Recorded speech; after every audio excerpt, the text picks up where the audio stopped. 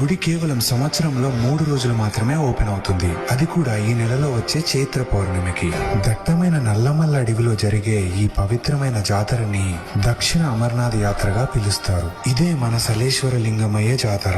ఇక్కడుండే చెంచులు ఈ శివయ్యని లింగమయ్య అని ప్రేమగా పిలుచుకుంటారు. అలాగే వచ్చే భక్తులు కూడా వస్తున్నాం లింగం. సలేశ్వర లింగమయ్యని చేరుకోవడానికి ఒక భక్తి ఉంటే సరిపోదు, ఎంతో పట్టుదల కూడా కావాలి. ఎందుకంటే ఇది పులులు తిరిగే అడవిలో చేసే ఒక కష్టమైన ప్రయాణం. ఈ గుడిని చేరుకోవడానికి ఫరహాబాద్ ఫారెస్ట్ గేట్ నుంచి 16 కిలోమీటర్లు, మన 3 కిలోమీటర్లు ఈ లోతైన లోయలోకి దిగాలి. ఇక్కడికి వచ్చే ఎంతో మంది భక్తులు ఈ మొత్తం యాత్రని కాలినడకతో పూర్తి చేస్తారు. ఈ లోయని చూసినప్పుడు మనకి ఒక నమ్మలేని అద్భుతంలా అనిపిస్తుంది. నిజంగా ఇది ఒక కైలాసం. ఇలాంటి అనుభూతి మనకి వేరెక్కడా దొరకదు. అలాగే ఈ లోయలో ఎంతో అద్భుతమైన వాటర్ ఫాల్ కూడా ఉంది. ఇది 365 రోజులు 200 అడుగుల ఎత్తు నుంచి